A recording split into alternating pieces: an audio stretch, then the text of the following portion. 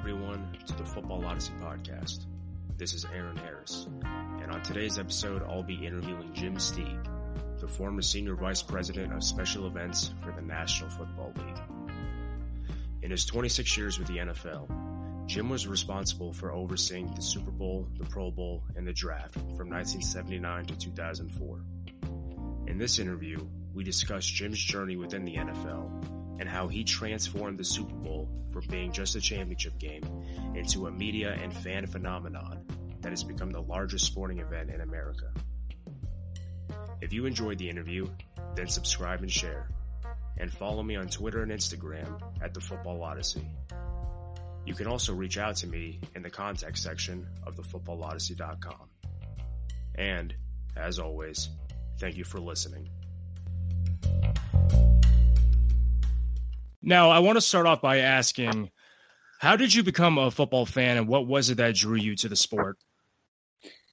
Oh, shoot. I think it started I first started, my first football game I ever went to was a high school game on Thanksgiving between Winchester, Massachusetts, which was my hometown, and I think it was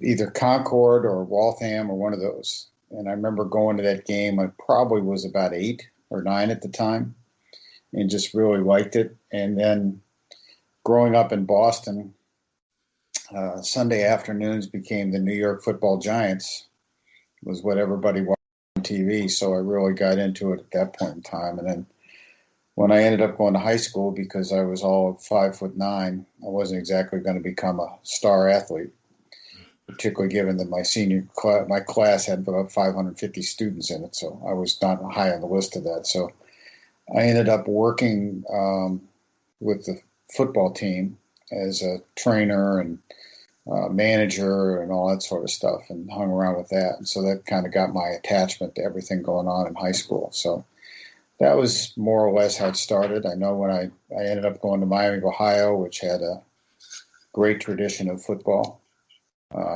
So that was part of what happened there on Saturday afternoons. A number of guys that were there when I was there went on to the pros. And even after I left, and they went 12-0, 11-1, and 11-1-1, I think, in the 3 years after I left, which figures after I left. But no, I think I just loved it from a early on stage. It probably was my, basketball was a favorite sport, and so was baseball. So all three sports were things that I followed all the time. Did you have a favorite player on the Giants growing up? Well, here's a name that probably people will remember. Jimmy Patton was my favorite player. He was a defensive back. I think he went to Ole Miss. I just liked him as a player. I guess I figured that would be the position I could play, was free safety. I was never going to be an offensive lineman or defensive lineman or anything like that, but he was a guy I watched more than anybody. And your experience as a manager for your high school team, was that inspiration for you to pursue a career in sports? Yeah, not really. I went to college, and I thought I was a poli-sci major with an accounting minor. Ended up working for an accounting firm for a year, and then went back to grad school at Wake Forest. And the Christmas break of my second year, my father said something to me like, the discussion is, what are you going to do now? And, obviously he's going to look at all these different job opportunities and things to go. So he says, well, if you're so into sports, why don't you try to do something there? So I kind of went down a dual path at that point. Writing all the normal corporations you would trying to get a job. And then I wrote every sports team I can imagine, except for those in New York. Since I grew up in Boston, I didn't want anything to do with New York. So I which is an irony, since I ended up spending 26 years in New York. But I just thought it was something to do, and I was fortunate enough to, right circumstances, right time, right whatever it is, maybe right price. I got a job offer from the Dolphins as an accountant, and that, I went at it with the approach, I'm going to do this for 3 years and see how it works out. And if it doesn't, then I'll try something else. I'll go back into the real world, I guess, at that point. obviously it worked out at that point in time to do everything. And I was fortunate enough when I got there that I know this is hard for people to believe now when you look at the number of people that are in sports. I think we had 15 or 16 people, in our front office at that time. So there were a number of things you could do. The three people that were my immediate superiors, retired, quit, or were fired within the first 6 months I was there. And Joe Robbie, the owner, didn't replace any of them, but gave me all their jobs. So I was there for about 3 weeks, and he walked into me and said, "I'm putting you in charge of team travel. And by the way, we're going to Minnesota next week." So, I was thrown in the fire to do a lot of things. And, like I said, because of the size of the office, you were doing things that now you look at on a resume and say, there's no way you could do all that. But that's the way it was back in the 70s. And did you join in the middle of their or right after? Right afterwards. I came in 75. We went 10-4 that year, tied for the division, but didn't make the playoffs. Lost all our quarterbacks. Greasy got hurt, Earl Morrow got hurt, and Strock got hurt. I think even Jim Delgazo ended up being our quarterback at the last game of the year. When we won the last game of the year against Denver, I remember Gary Permian kicked a field goal to win that game and then we had to sit around and hope that the Colts got beat by the Patriots the next day. And unfortunately, the Patriots got screwed on a call. I think Steve Grogan was the quarterback. He went back and Burt Jones was the quarterback. He went back to pass and he fumbled, and the Patriots ran it back for a touchdown, and they called it an incomplete pass. In fact, it was the first time Don Shula ever got fined by the NFL. It was for a game that he didn't actually participate in because the call was so egregious. But that was my indoctrination into that. Had good times there. But so whenever you first join, you have a bunch of additional tasks that are handed to you in addition to your job as an accountant. What were some of the things you learned in your time with the Dolphins that you carried with you throughout the rest of your NFL career? Well, I was very fortunate enough to working with Coach Shula and George Young and Bobby Beathard, three Hall of Famers for the NFL.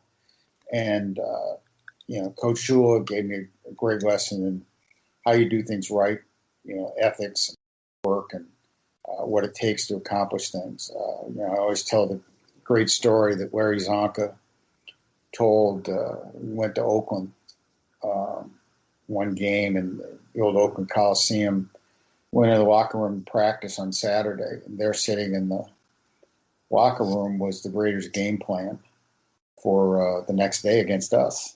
And Larry gave it to Monty Clark, our offensive line coach at the time, and says, "You need to give this to Shula. This is their game plan for the next day." And so Monty gave it to Shula, and the next day we got the ever crap kicked out of us. And Zonka came in the locker room and said, "How did that happen? We had their game plan." And Monty said, "Well, I gave it to Coach, and Coach threw it away and says, I don't do things like that."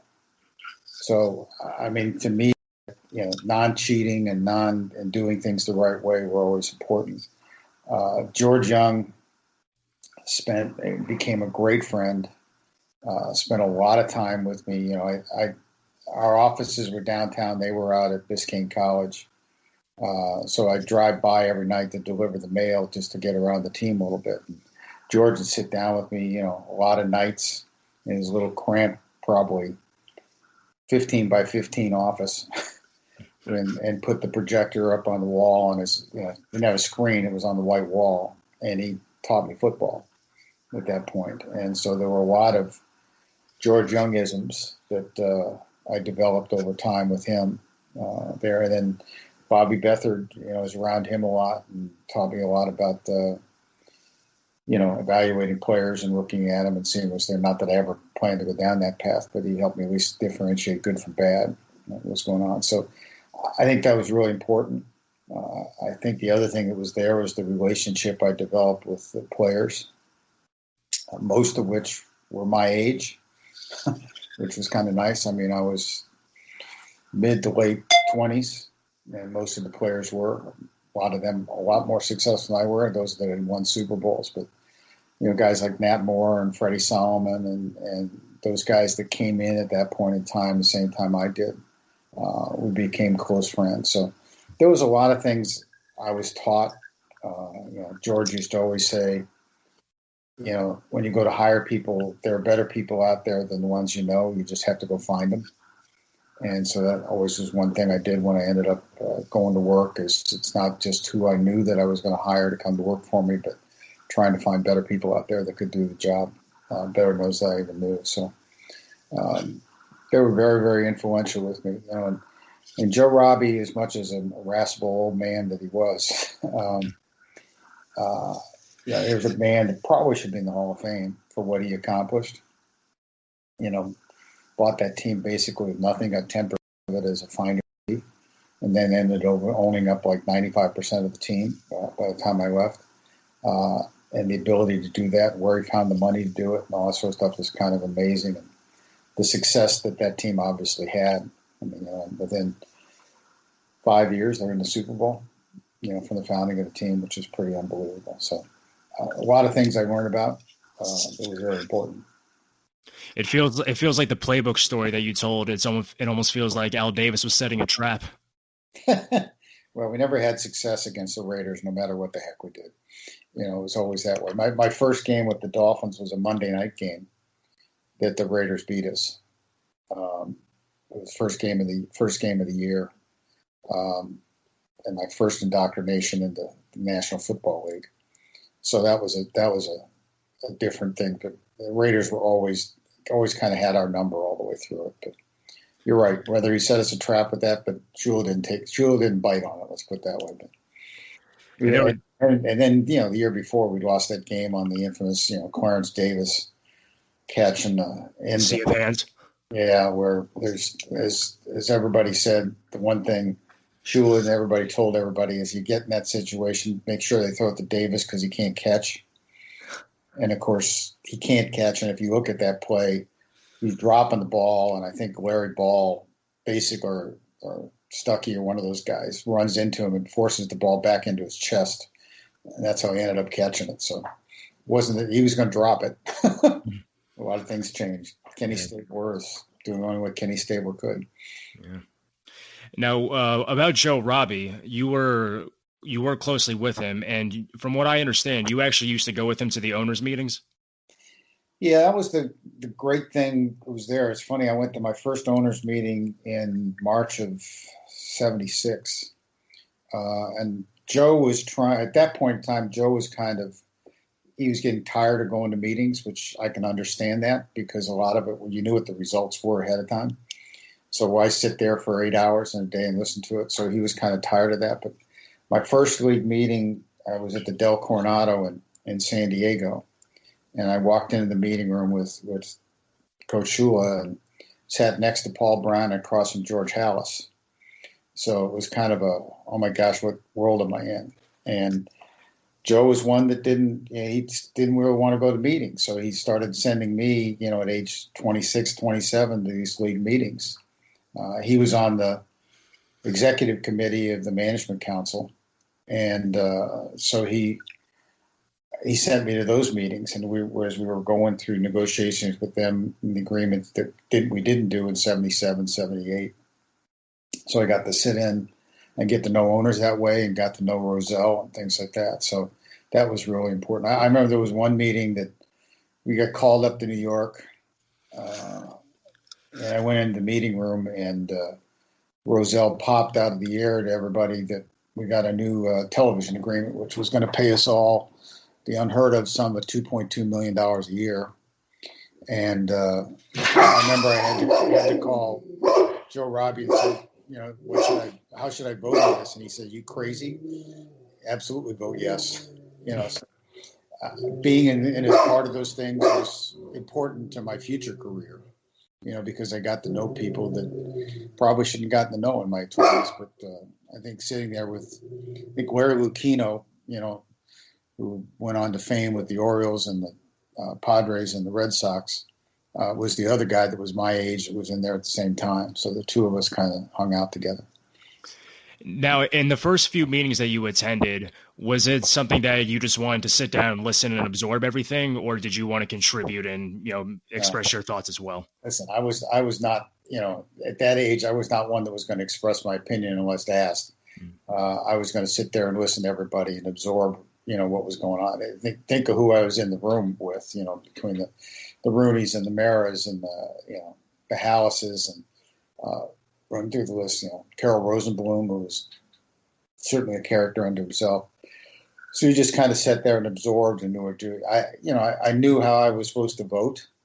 It was funny sometimes if we didn't know because of where we followed as the Miami Dolphins, we followed right after the Los Angeles Rams. And as much as Joe did not get along with Carol Rosenblum because of the Shula trade or whatever you want to call it from 1970, I was kind of told whatever the Rams do, then you do the same thing, that type of thing. So took a lot of notes, came back and gave a lot of reports of what took place in there. Yeah, that seems like it would be a masterclass in learning how the business of sports works.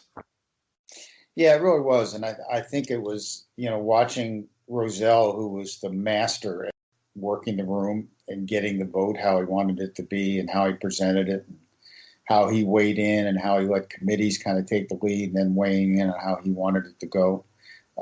It was incredible to watch how that went down. And I think that when I got hired by the league, it was 100% the knowledge that Rozelle had of what I did being around those league meetings.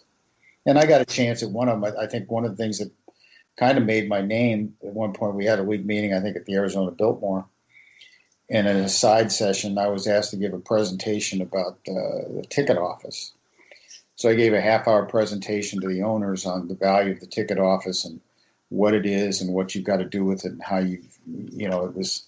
I think I started out with the idea that, your public relations department is really your publicity department, but your ticket office is really your public relations department, because that's the one place that fans come in contact with the team. And trust me, I said if Greasy threw an interception in the fourth quarter, they didn't call Shula up.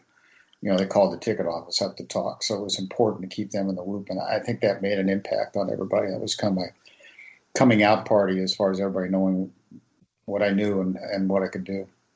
And Rozelle being a public relations man, I'm sure he really appreciated that. Yeah, I think they understood it too, more than anything. So how did you make the transition from being an accountant for the Dolphins to moving to the league office? Well, I think at a point in time in 79, Joe Robbie had 11 children. And the children were starting to come back, and one of them was coming back who'd kind of gotten sent off to law school. And it was going to bring him back, and I think I was probably feeling full of myself at the time. So I probably thought it was time to move on, but, had self-confidence in myself, mistaken, and reached out. And then I actually went up to interview for a job with the Jets, and Jim Kensel, who had been with the league office and was with the Jets at the time, says, why don't you go over and see Pete for a while? And so I went over to see Rozelle, and he basically said, listen, before you make a decision what you're going to do or what's going to take place and the contract expires, blah, blah, blah, come talk to me before you make a decision. And so I did, and went up there. It's one of those great interviews where you have this laundry list of things you want, how much money you're going to make and, health insurance and getting a car and all that sort of stuff. And he literally, without me saying anything, ticked off each box and then said, I want to offer you this job. I can't tell you what it is, but it's going to be something that you're really going to like. Will you take it? And I said, if Rozelle offered me the job, I said, hell yes. I had to trust him. And so I took off, ironically, back to Miami to be around the Super Bowl there, Super Bowl 13, and then off to the Pro Bowl in L.A. And about 10 days after I came back, he brought me in the office and said, okay, well, written all these reports of what you saw, et cetera, et cetera. I'm putting you in charge of everything we do that's in the league office that doesn't happen here on Park Avenue. So that meant the Super Bowl, the Pro Bowl, the draft, league meetings, things like that. And obviously, I think I was kind of taken aback, but here I was, 29 years old, basically put in charge of, the largest sporting event in America, which was pretty awesome at the time. And so that's kind of what it was. I guess he saw what it was. I think the other thing that influenced him, one of my real good friends is Dick Anderson. He played strong safety, all-pro strong safety, and was president of the Players Association. And Dick got to know Pete very well, and Dick recommended me, and I think Coach Shula recommended me. So I think that was the in I had to get there. So it was I don't think anybody ever dreams or thinks going on that you're going to be put in charge of the Super Bowl, but that was kind of nobody had been at that point. Let's put it that way. It was just a function of the league office, but that was how I jumped into it. Yeah, that seems like a meteoric rise. I mean, having Don Shula as your recommendation, Rozelle gives you the keys. That's impressive. Yeah, and it really was. I mean, trust me, it took me a while to get on my feet to know what the heck I was doing. There was an awful lot I had to learn about what it was. And then it took a couple of years till you really started feeling that you could go out and take risks and you could try to make it your own. It took me a couple of years to do that. I think it was the game in Detroit in '82 that really gave me that, because that was the first game that I bid all the way through the game. And the things I learned from that, it was kind of the first host committee there ever was with the Super Bowl. And there were a number of things we tried there that we hadn't done before. It was little things. I remember I walked into his office once and I said, listen, for the national anthem, there's only one person I think that can do the national anthem in Detroit, and that's Diana Ross. And he kind of chuckled at me and he says, yeah, well, sure, go ahead, kid, do what you want to do. And so I literally went and knocked on the door, and Diana Ross said yes. And that kind of changed the way national anthems were done, not just at the NFL, but I think for all sports. Because the previous year, this will test your knowledge, the national anthem was done by Helen O'Connell. And if you can tell me who Helen O'Connell is, you get a gold star. But I cannot. Yeah, she sang with the big band, a couple of the big bands back in the 30s and the 40s. So okay. That gives you an idea how we kind of moved it into a new era. So I think that was really important. But it's taking chances. And you said that prior to your position that there was no person that oversaw the Super Bowl, and there wasn't really a department, that it was a functionality of the league office. How was that facilitated? You just had certain people from certain departments that would get together and try to put the Super Bowl on, or? Yeah, it was basically fell into the public relations department. Don Weiss, who was head of public relations at the time, was the guy that was kind of in charge of the game at that point in time. He had been promoted to executive director when Kensel left to go to the Jets. And I think Pete, more than anything, wanted a couple things. He wanted, Don Weiss in the office and not out on the road all the time. Think of the era before cell phones and things like that. How do you get a hold of your number two guy if he's traveling in Miami for a week or something like that? Right. So I think that was really important to him. And he didn't – there were a lot of things that happened around the game in Miami at Super Bowl 13 that the guys were doing now, feeling their oats, I guess. And he liked the idea that you can – I always looked at this as like an hourglass. And you take all the information at the top of it, and I was kind of the funnel in the middle, and then you spread it back out at the end. And that was kind of the approach we took towards everything, was giving it that way. So I think he wanted to get somebody centrally responsible for it, relating to everybody else in the office, knowing full well when we got there we had to get it back out again. But somebody else could do the legwork. Now, was Don a guy that you would go to for advice if you were kind of at a fork in the road, or if you had an idea that you wanted to run by and see if it was as good as you thought it was in that position? Yeah, absolutely. At the beginning of the 80s, he was like my mentor, my person, because he'd been through everything that was there. So he was the guy that was, and when he got on site, the 2 weeks before the game, he was there. He was the guy that you kind of go through everything with. and talk through stuff. But absolutely, he was the one who kind of led the charge at that point in time. And what was your working relationship like with Pete Rozelle? Was he someone that gave you autonomy to kind of come up with your ideas and execute it as long as it was within the budget, or did he kind of have things that he wanted you to implement and you had to marry your vision and his vision? I think he was, I don't want to say it was the idea, like you said, giving you the keys to the car, but in a lot of ways, it was yours to run. And I think what he always said was, as long as you don't screw it up, go do it. So each one was a different step, and the things at that point in time that you thought were, a significant decision, you take to him. And what was going on, I'll give you an example. In '82, I had gone to a concert out in LA called the US Concert. It was the first time I had ever seen big screens out there for a concert. And Dodger Stadium was the only stadium at that point in time that had jumbotrons. And so I went and met and talked to a guy about putting a jumbotron on a building and putting a temporary screen up at the Rose Bowl in '83. And so I remember I went to Pete about doing it, and he said, yes. Now think about that. The replays were not something that you saw in a stadium at that point in time. There was a tremendous fear that the wrong thing being shown on the screen would cause riots in the stands and all that sort of stuff.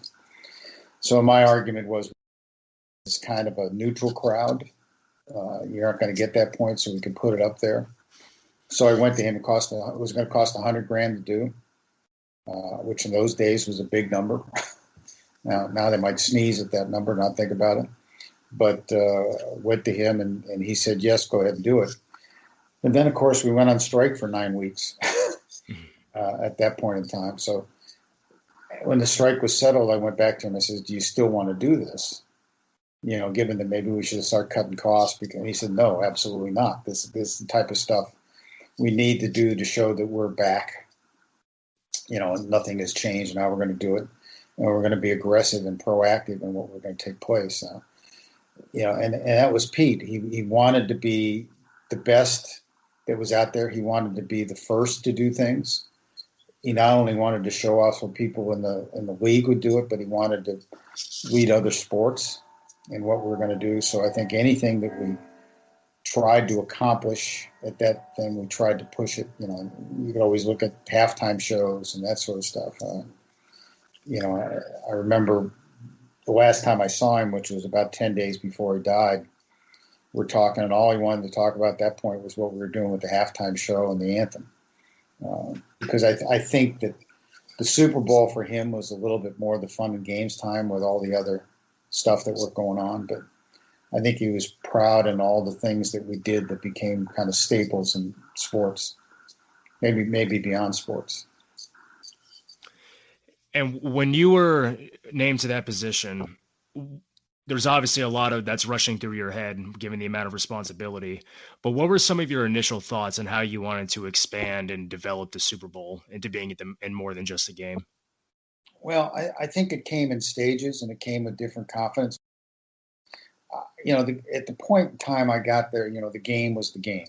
The 3 hours or 3.5 hours, it was the game. We had a halftime show that was done, affectionately referred to with Up With People doing it all the time. I think when I got there for Super Bowl 13, it was the second time Up With People had done the halftime show, but it was a spectacular.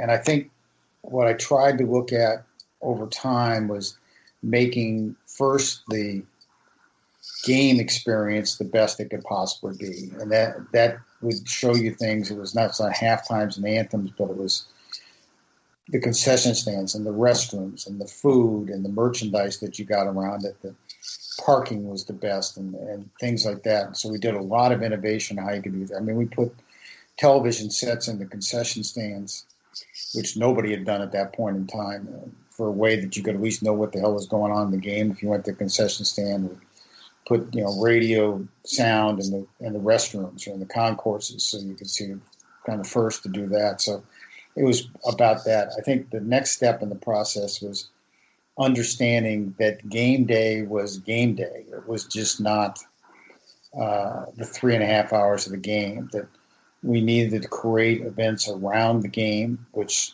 I think we started the corporate hospitality villages, which has now become multi-million-dollar businesses, but I should have licensed that myself. But, where people would come and maybe there'd be 15,000 people outside the stadium that were going to parties for 2 hours before the game, before they came in, that type of stuff. And we added to that, the next element was the NFL experience, which was kind of NFL meets Disneyland. But we wanted to do that around the game so that the people that couldn't go to the corporate hospitality events had something else to go to. So we wanted to make the day, an 8-9 hour experience going on. And I think the next step in that was understanding that now the hotels were imposing 3 and 4 day minimums, that we had to create things that took place for 3 or 4 days. So that's where we got a lot of charitable involvement and created events like Taste of the NFL and, different things that were out there, and encourage corporations to do events around there for people to do, and bring concerts in and have something to do on Thursday, Friday, and Saturday nights besides just, Sunday. And I think the first to do that was when we had the commissioners party the first time, which started back in '67. But those type of events you created. Now you've got the Playboy party and the Maxim party, and everybody's got to have some sort of party down there. So there was something for everybody to do. And I think the last component part was you realizing that when you come into a city, you are, a major corporate partner in that city for that year. You may be one of the top 5 to 10 companies that are in it. So you got to embrace that community like you would if you're a good corporate citizen. So doing things like giving back to charity, having legacy projects that you put together. We did with the Youth Education Town, which is a youth center that we built for kids that lasted for years after we were there. Making everybody that did an event had a charitable component to it. So really giving back, so there was something that benefited the community besides just the stated economic impact. So I think that was kind of the overall plan. For you to ask me in Jim Steeg 1980, was that what my vision was? I probably would never have said that. But again, it was an evolution over time, what was there. And I think that it was a natural thing from going to the game, to game day, to game week, to making sure you're part of the community. And you mentioned that 1982 was the Super Bowl that made you think that the game had officially transitioned to being more than a game. It had become a full spectacle. Can you talk a little bit about the feeling that you had afterwards, knowing that you had gotten Diana Ross to perform at that you were able to really, after a few years of learning the groundwork of your position, be able to put on such a success like that? Well, that's a good question, because we had a major problem that year with transportation, which gives you an idea that it's just not the game. But part of it was created because Vice President Bush came to the game and caused the whole traffic nightmare, traffic to stop as he came into the game. And we had an ice storm the week before that was out of control. But yeah, I think when you look back on it, I think it made me realize the things that I did right or did wrong. I'll give you a little side example of that. I got a letter. This is going to date me, but you get letters from fans after the game, and I would sit down and write everybody back. Either accepting the criticism or giving them a reason why we did what we did. And one of the people said there was they were upset because it was Cincinnati against San Francisco, and a lot of people from Cincinnati just drove up. And this lady wrote saying, well, I saw that the gates opened at 8 o'clock in the morning, so I got there at 8 o'clock in the morning. Of course, the game wasn't played till 4:30. And so she sat in the parking lot in 10-degree weather and complained about that. And I said, no, what it said was the gates of the parking lot opened at 8 o'clock. the gates of the stadium opened at 2:30. So it made me say that from there on out on the tickets, we would print parking lot opens, gates of stadium open, that sort of stuff. So everybody would not make that mistake. But I think responding to all those letters was something there. And you got something that I used to get a letter every year from somebody up in like Syracuse, New York, bitching at us for all the champagne being thrown around in the locker room. And I wrote back every year and says, well, you must be watching baseball or basketball or something, because in the NFL, we don't allow alcohol in the locker room post game. You don't see a champagne celebration in the locker room for after the Super Bowl. But to me, it was, you built your confidence year by year in what you're going to do. And you also got to the point that when you went into a city to deal with them, you'd established a reputation of what there was. And that could be good or bad, but at least you had a reputation going in. If it was to be fair and deal with the community properly or something, then you got a lot of benefit out of it. So I think that's part of what came out of 82. And was 1982 the first time that a Super Bowl had been played up north? Yes, it was. So do you feel any added pressure of trying to establish a good relationship with the new city as opposed to, maintaining and cultivating the relationships you have with either the West Coast stadiums or the southern states? Yeah, I mean, that changed who we went to. Think about what happened right after that. Tampa, we go to, San Francisco, San Diego. We had gotten out of the routine of New Orleans, Pasadena, Los Angeles, and Houston and Miami were the only places we'd been before that. So that changed dramatically, where we went and how we dealt with them. But it also, like you said, I think it had something to do with the fact now you're dealing with somebody brand new.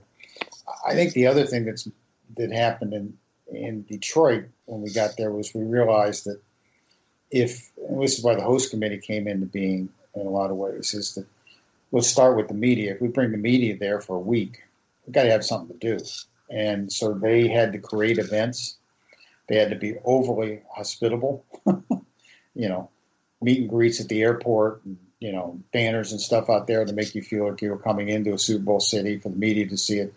Because I always understand the media always sees what's right in front of them, never what's to the right and to the left. So they made sure that they gave them the target so they could say how great things were.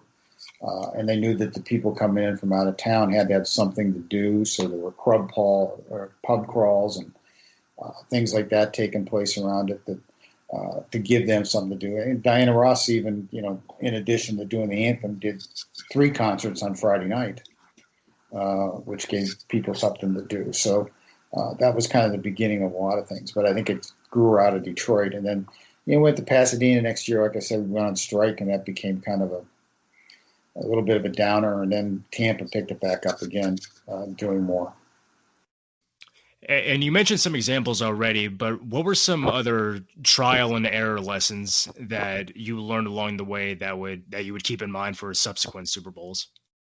Well, I think there were a lot of things we did. We started with decoration packages in the stadium. The stadiums used to be, ABC banner in the end zone and whatever you painted on the field. To the fact now that you've got the core packages inside the stadium, outside the stadium, street pole banners, which we created in Pasadena back in, I think, 83, which now you can't do an event or do anything without street pole banners. The one that failed that I thought was going to be a great one is I'd gone to the U.S. Open tennis tournament. And when I was there, they gave you little radios about this big, about the size of an American Express card, which ironically is who they went to get sponsored. But they gave you that radio, and if you've ever been to the Open in those days, if you can't hear a racket hit the tennis ball, it really is an antiseptic environment. And so they gave you these little radios that was for the broadcast, but also gave you the sound of that. And I really liked that idea, but I liked it from the standpoint that when you come to a Super Bowl and say it's Buffalo against the Giants, and the fans coming from those two cities, they're used to listening to the game during the game to their radios in their hands or whatever it is, and they can't do that at a Super Bowl. So we created 5 or 6 channel radio that had the 2 home feeds, had the national TV feed, had the national radio feed, had a Spanish feed on it, so that you could sit in your seat, dial up one of those feeds, and be able to listen to the broadcast. I thought it was a great idea, and we did it for like 3 or 4 years, and then it just kind of died because I guess the sponsors that we went to get it done didn't see the value to it. But another example we had was when we went to Stanford. Old Stanford Stadium was Old Stanford Stadium, and literally, if you've never been in that stadium, it was wooden planks on 2x4s down the side of hills, is what the seating was, and it was 85,000 seats. But first time I went there, remember I walked around the stadium, and there at the 50-yard line there was a tomato plant growing, where somebody had dropped the seeds from their sandwich, I guess, before, and it is the farm. And so but in the end zone where the students were sitting, there was a different type of things that were growing there, which had seeds from those things that were growing, little wild weeds of sort in that area. But we decided that one of the problems we had is you thought the people you're bringing to the Super Bowl, how can you bring them in there and have them sitting on a wooden plank and get splinters? So I had this idea to put seat cushions down on all 85,000 seats, but we'd just spent $4.5 million helping to renovate the stadium, and it was hard to go back and look for more money, so we needed a sponsor. So I went and called on a gentleman with a brand new company that was starting up there in Silicon Valley, and asked him, if they'd sponsor it, if I could put their logo on one side of it and the Super Bowl logo on the other one. And within about 10 minutes, he said yes, and that gentleman was Steve Jobs. So we ended up with,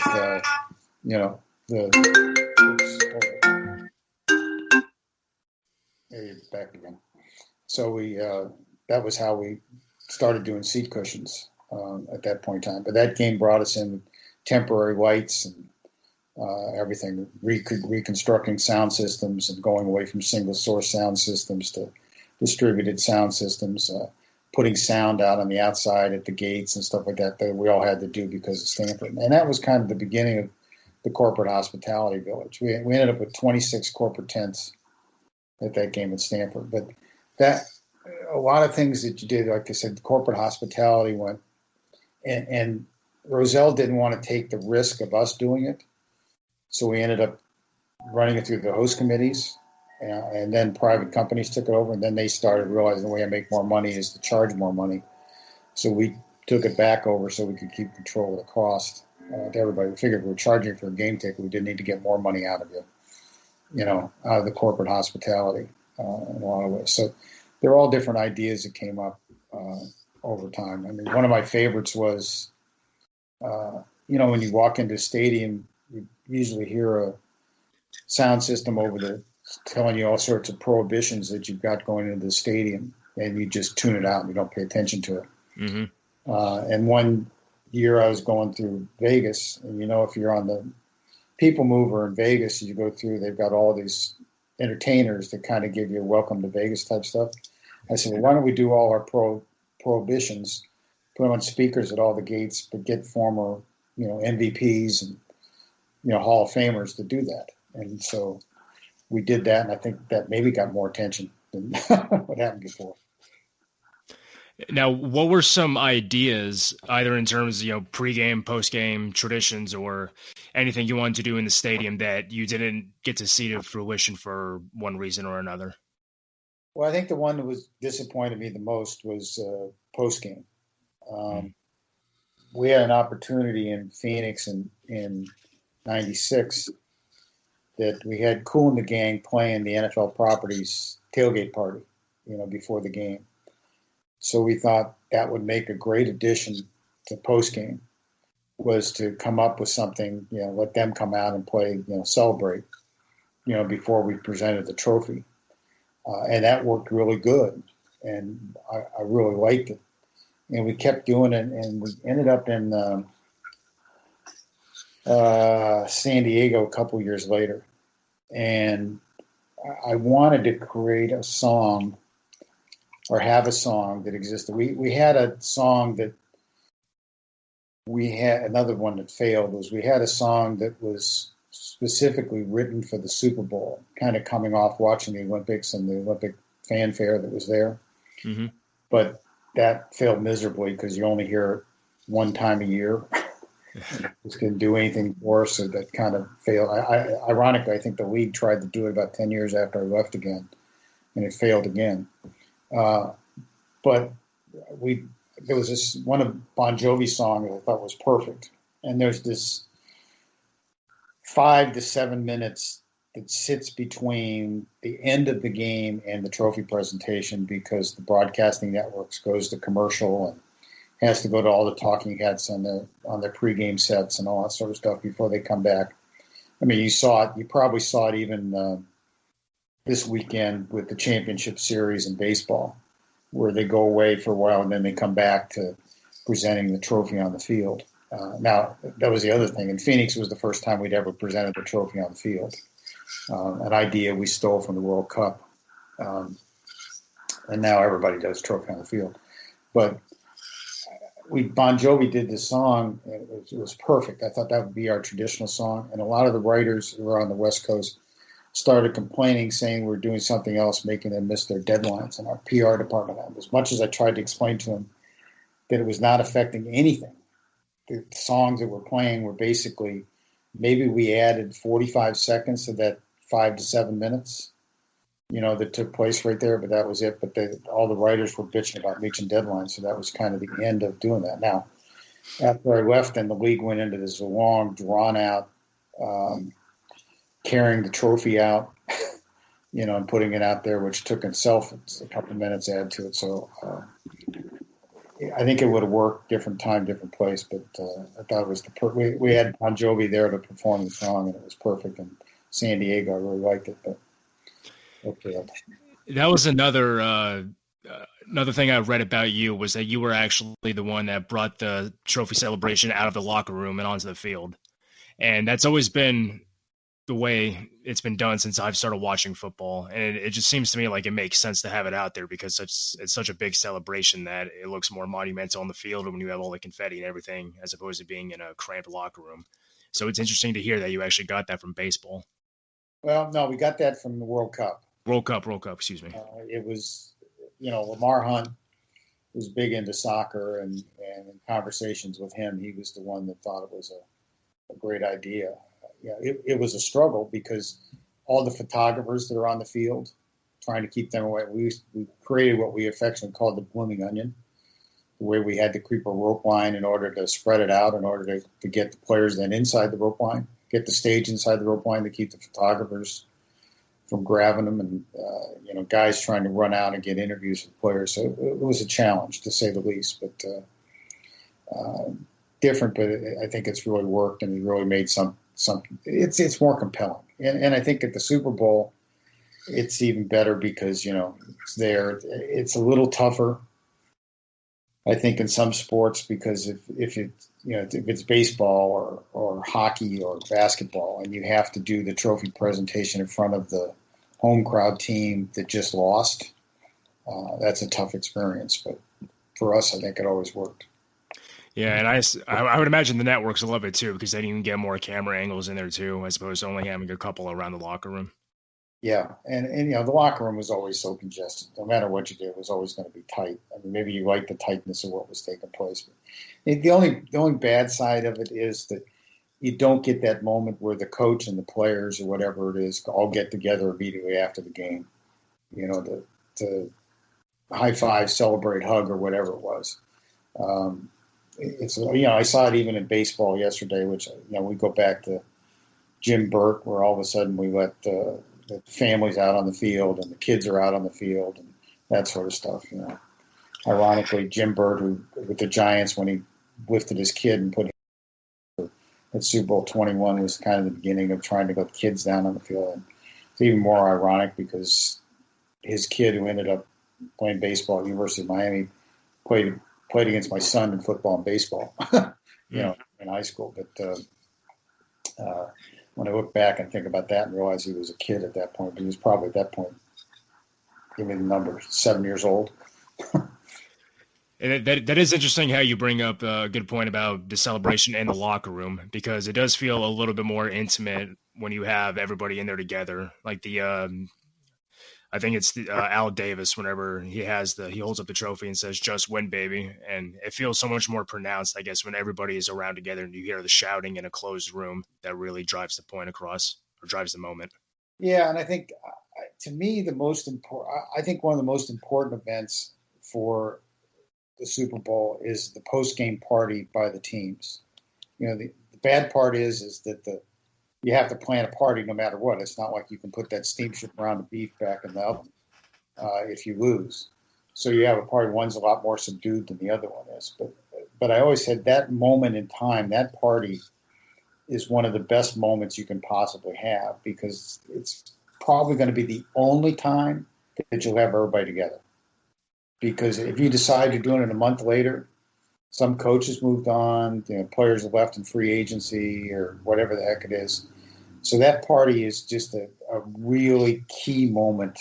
And I think I've only been to one or two of those over time. I went to the Giants one in '87 because it was George Young, who was my friend and buddy, and we went to that. And it just the fact that you're all together, and that emphasized to me how important. And I think only once has that not been held. I think Leonard Toews decided not to hold it, in '81 for the Eagles when the Eagles were in it, which I thought was a major mistake. Because again, like I said, you can say, "Oh, we're going to get together. I'll get together in July and have a party." It's not going to happen. Even if you've got, the Patriots saying, they have this party at Kraft's house or something like that, somebody's not going to make it there. So something's happened. So that to me is always the most important time to celebrate the win. Now, I heard you a couple years ago when you were doing an interview with Andrew Brandt. You talked about having Michael Jackson perform the halftime show. And afterwards, it was difficult because you had a lot of artists that didn't want to do the halftime show because they didn't want to have to be compared to Michael, or have to live up to that same expectation. Did that, I guess, blowback have any sort of? Did you and your team ever rethink your approach to the halftime show, maybe in terms of the kind of entertainment that you were providing or the kind of artists that you were trying to book? Well, after Michael's performance in '93, we had a hard time in '94. We ended up doing a country show because we really couldn't get. The only guy that was interested in doing it was Garth Brooks, but he wanted us to pay his. He wasn't going to pay himself, but he wanted his producer to make $500,000, and we were just not going to do that. That's not the number that you pay for somebody. And Garth had just come off of doing something in Texas Stadium and had an idea that that's what he wanted to do. I love the idea of the show. It was just that one guy was not going to make that much money off of this. And then the next year we went back and we thought, well, maybe we've got this struggle trying to find somebody. So we decided, and it ended up being a failure. We said, let's create like a music video in some way, shape, or form. So we tried to tie together, Indiana Jones and his chase for the Lombardi Trophy, a bunch of the scenes from Indiana Jones things, the cabaret scene, and we got, who the heck was left my heart in San Francisco. We had him, Tony Bennett, in the cabaret scene, and different people like that around it. And the problem was that I don't think anybody really understood the storyline. Particularly, there was a minute video that led into it that understood that the trophy was stolen or something like that. And it played on TV but didn't play in the crowd. And, anyway, it didn't work. And so the next year we decided, okay, let's go back and look at the star thing. And we, again, went back to the well again. We went to Diana Ross. And I think her performance, and that's more notable for the fact that she flew out on a helicopter, from Sun Devil Stadium. But I think that got us back on track to some way doing the stars as best we could do it. We still struggled for a while with that. Maybe it took a while till we ended up with McCartney. I think McCartney changed after I left. After we did McCartney in '05, that opened the door to all the ones they've done in the last 15 years. I mean, Paul McCartney's going to do the halftime, and you can see him doing it out there as one person in the middle of the stage, then I think you could always get anybody else that could do it. Yeah, that was actually the first Super Bowl I ever watched, so I do remember that one. And in terms of planning for the Super Bowl, do you prefer an outdoor stadium or do you prefer a dome? And can you discuss a little bit about how you prepare for each of them? Well, I was very fortunate that 26 years it never rained on my Super Bowl. So I was proud of that. Now, almost immediately after I left, you had the Miami Super Bowl with the Bears and the Colts, and the deluge all game long. I don't know whether that was Roselle getting even from up above, for me not being around or whatever it was. But I don't know. I like both of them. We were fortunate enough that if you went north and you played the Super Bowl in Atlanta or Minnesota or Detroit, you had to have a dome. It was there. Obviously, we also had a dome in New Orleans. But I think the outdoor adds to it. We're playing in Los Angeles and Phoenix and Tampa and Miami, Jacksonville. So, those provided you with the opportunity to have great weather and obviously had the roll of the dice if it rained. But I think they both were the same. I think the toughest one we ever had was the Superdome because it's such an enormous building. It's the floor of it is just staggering. When you pull the stands back in order to be able to get 78,000 people in it, this field just kind of sits in the middle of this immense expanse. So I think that one's very tough to make it feel intimate. But the other ones, Detroit was easy and they were all very tight in what's taken place. So I don't think it's that much. I think the thing I learned when you went up north is that the toughest battle are the concourses. Because if it's cold, like it was in Minnesota or Detroit, people are not going to walk around to gate B. They're going to go into the gate which is closest to them. And now you got people jammed into these concourses, going back and forth, not really knowing where they're going because it's probably their first time in the stadium. And that, to me, was the biggest congestion problem that you had.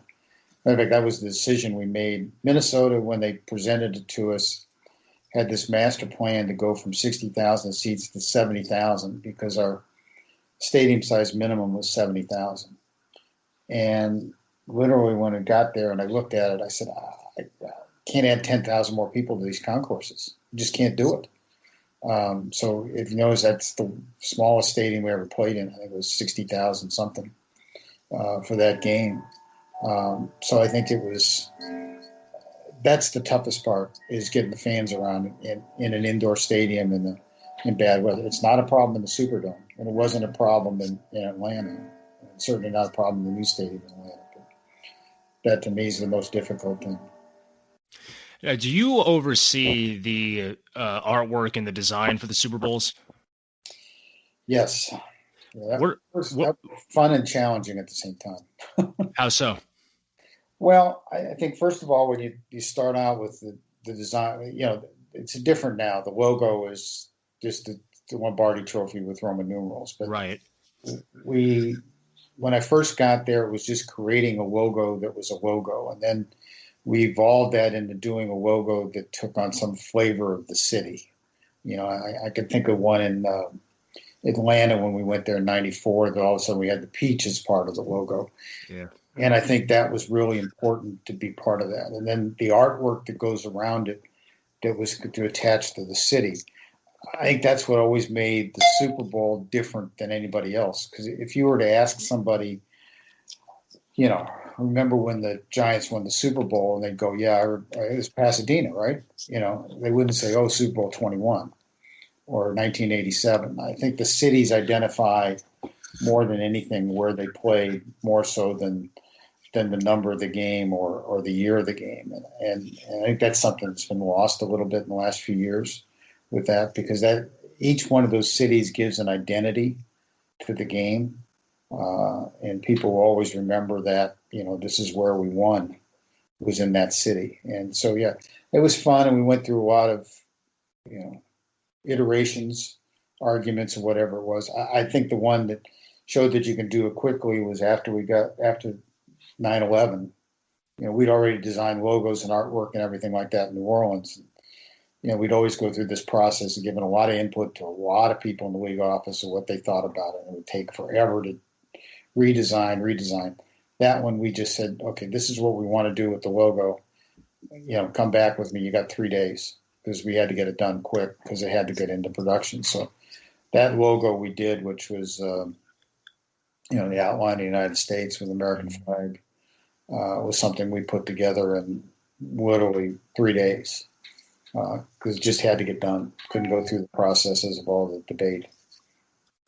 I actually live in Atlanta, so I still see a lot of people have in their house like a poster of that Super Bowl with the peaches. Yeah. So it's interesting to see. And in my living room, I actually have a poster of the second Super Bowl when it was the 1968 AFL NFL World Championship game, where you have the silhouette of the ball carrier with each helmet, like a collage within them. So it is interesting to see the artwork. It does look like it has a lot more character and personality as opposed to just having the trophy as part of the Roman numerals. Well, and I think it, merchandise-wise, it sells better. Yeah. I always argued that I never wanted to sell the Lombardi Trophy as part of a T-shirt, because I thought something should be kind of sacrosanct, and this is us. This is what you win. There's one of them. What's going on, and now everybody wearing a cap with it on it, and now literally, I get aggravated now that watching Jimmy Johnson on Fox, from his home, and he's got a Lombardi Trophy over his shoulder, or I told Michael Irvin, when he was doing stuff, has got a couple Lombardi trophies, behind him or something like that. We kind of started giving them out like candy.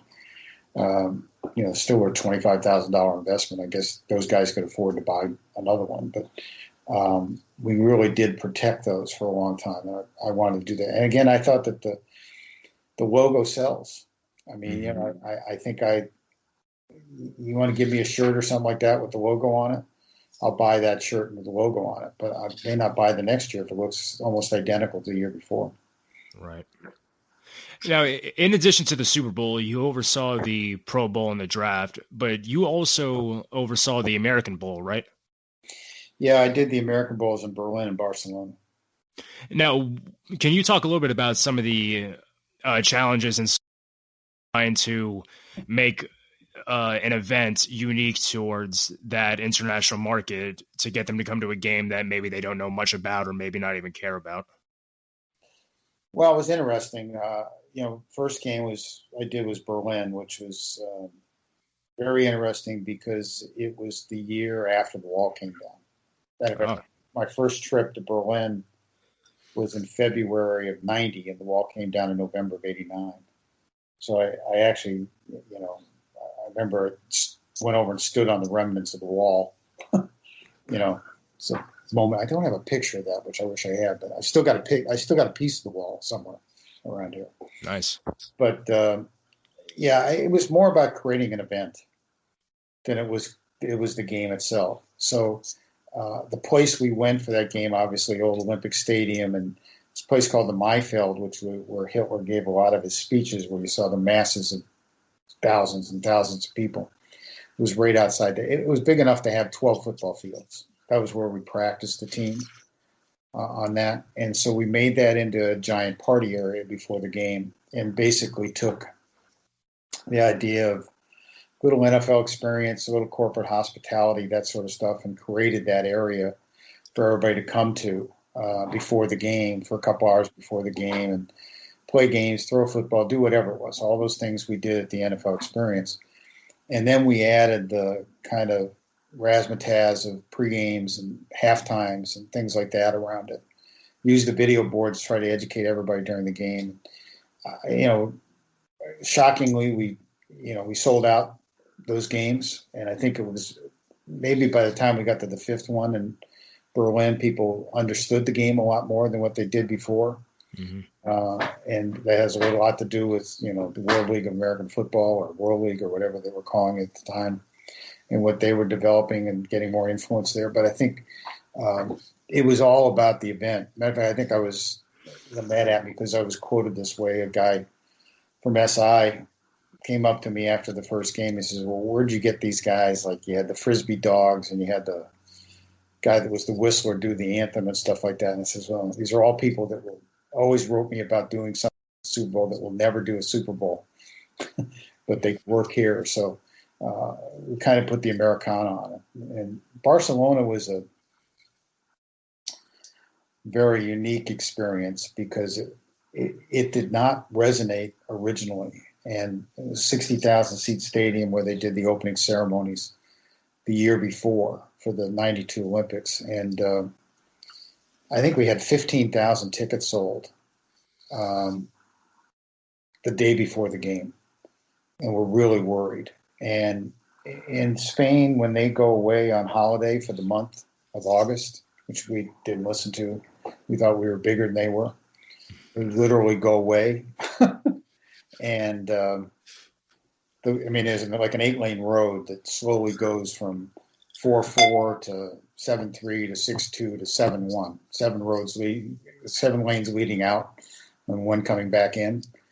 But we sold 45,000 tickets on game day to that first game. 45,000 on a walk-up to come into that stadium. So again, it was about creating kind of an atmosphere around it and doing things that got people excited about it. You throw all those things you think about, parachute jumps in, flyovers, that sort of stuff. So it was really all part of that. And then in 2004, you went over to the San Diego Chargers as their chief operating officer. Can you talk a little bit about the experience that you brought over from managing the Super Bowl and the Pro Bowl and the draft and kind of applying that same game day experience to a franchise that has 8 home games plus preseason and off-season events as well? Well, the Chargers were not in the best of times when I got there. We'd gone to the Super Bowl back in '95, but they'd gone through about 8 years, including the 1-15. Literally, I think, had the number 1 pick in the draft twice during the next 8 years. Michael Vick draft, that they traded that away, and then the draft where they got LaDainian, by trading down on that pick. There was a lot of things that were there. They weren't drawing.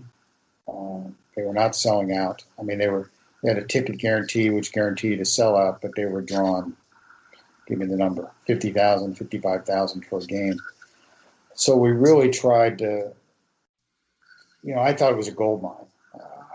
I just thought it was the best opportunity you could have. We had a great coach in Marty Schottenheimer who reached out to the public, and we had a lot of players that were coming up, Drew Brees and LaDainian and Sean Merriman and guys like that were really out there that could promote the community. So we really tried to do a lot of things. Some we learned from the Super Bowl. We made game day something special. I always think back, I think the greatest opening ever for Monday Night Football was the one we did there, where we had the helicopters leaving shot them leaving one of the aircraft carriers out at sea, flying over San Diego and the sights of San Diego, and then flying over the stadium. And shot of them flying over the stadium, and I think Arlie Army standing out there and says, "Are you ready for some football?" And it was just, it was great. We had the one after the fires in '07 when, Arnold came down and screamed, "Go Chargers, go!" So we really tried to create something and really tried to reach out to the fans. Got in a lot of trouble right off the bat because I changed the parking lot around. There was actually a website out there that was Fire Jim Steeg, or I think Jim Steeg is an asshole. But changed it from being the Wild West to organizing it so that people could get there. We had people lining up at 2:00 in the morning to drive into the parking lot to run like a land grab in Oklahoma, in the 1870s or something. It was nuts. But we organized that for them. I think we tried to do a lot more with concessions and everything around it that we could do. And we, I'm very happy that I think I was there for 48 home games and we sold out every one of them. Did not sell out the first game after I left, and didn't sell out the game before I started. So I think I had a lot to do with it was there. We had great support in the community. We literally had something on every one of the 5 TV stations in town. I remember we went to the NBC affiliate in '05 and said, hey, listen, they're going to start this thing called Sunday Night Football on NBC. You're going to be dead at 8:30 at night. You're going to have nothing going on. Why don't we put together a Charger highlight film, from that day, and a show about that? They said, oh no, we're promised that we're going to get special programming just given to the West Coast, because of this, which of course never happened. So we ended up with that show starting at 8:30 at night, as soon as the Sunday night game was over with, and that became something they still do to this day. So it was just creating those opportunities that were there for everything. Now, we didn't get the stadium built, and we lost in a championship game, but we had a pretty good run. And it must have been nice for you to go back to a team all these years later and kind of see how the front office has grown within an organization. Oh yeah, it was. Listen, being with that team was great. And, we had some great experiences there, and those relationships with the players and the coaches and the staff were really special. I think guys like Drew Brees are very dear friends, and that we've stayed close to all these years. And I think we shared a lot when we got there. We shared a lot of successes. And I was thinking the other day when they were playing Tampa, and I remember that was the year we were 4-8, and we had to win out to go 8-8, and literally Denver had to lose 3 out of the last 4 for us to tie them and win the division. And we beat Tampa in week 16. Mm-hmm. We're flying back on the plane, and all we could get on the screen on the TV was ESPN. So we'd sit there and wait for the crawl go by in the Denver game. And finally, at one point, we're someplace probably over Dallas, and all of a sudden the crawl comes by that Denver got beat. And so now we're 7-8, they're 8-7, and we play them the next week.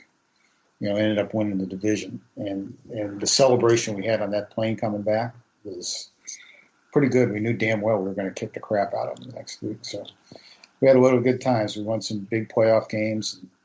I remember when we beat Indy, when Indy was 13-0 or 14-0. We beat them there in '05, I think.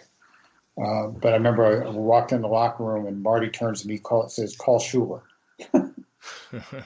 So I got Don on the phone and we talked to him right after that win. And we saved your 17-0 season again.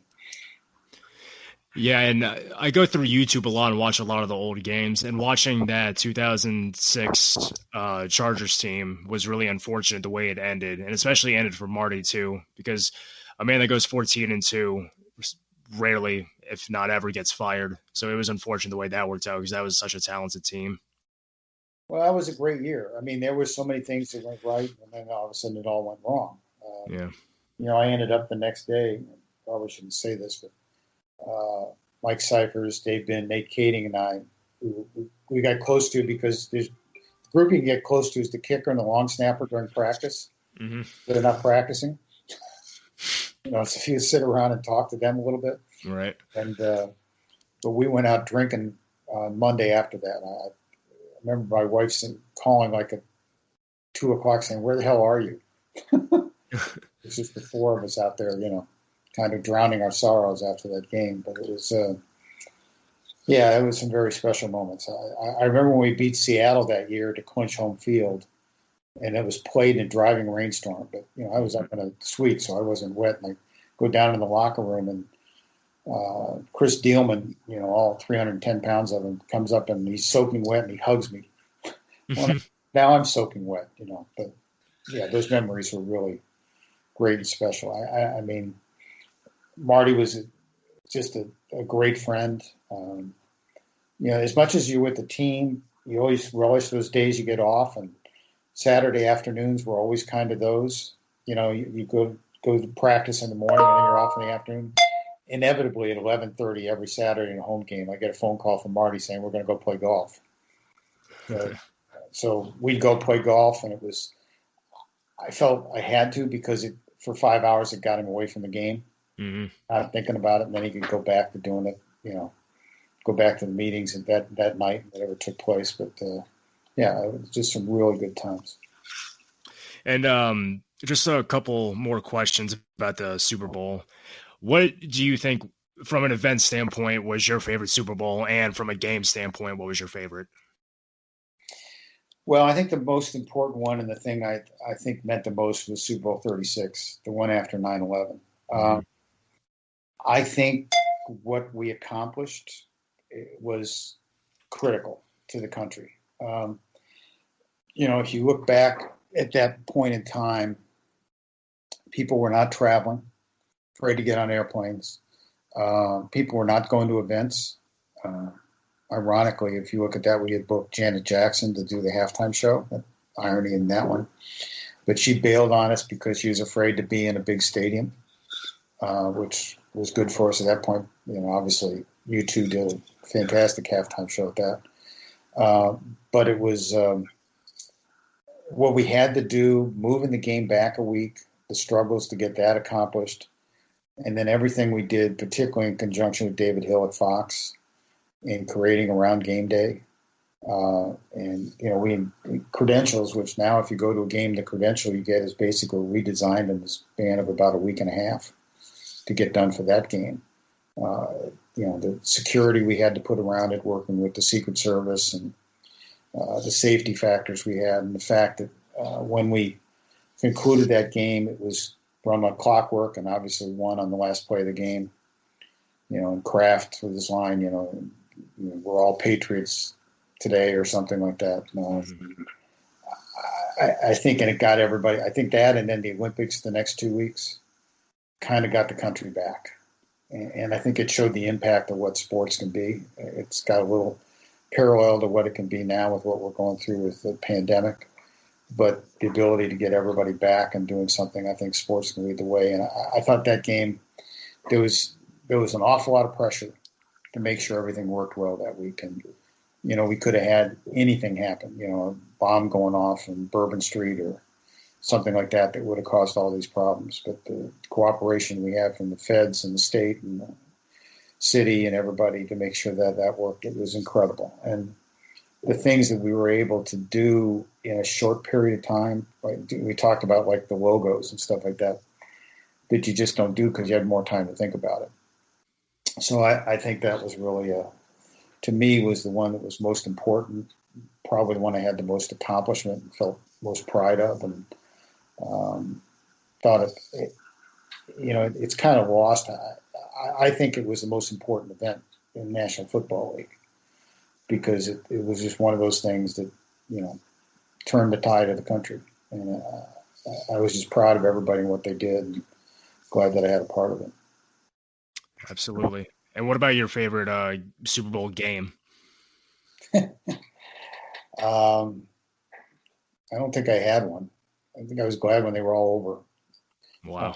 Yeah. I'll give you the one that was, I as I said at the very beginning, I grew up a Giants fan in Boston. And, then when George Young goes to work for the Giants, I still had an attachment to him. But, guys like the Broncos always thought I was prejudiced toward them, but I tried really hard not to be.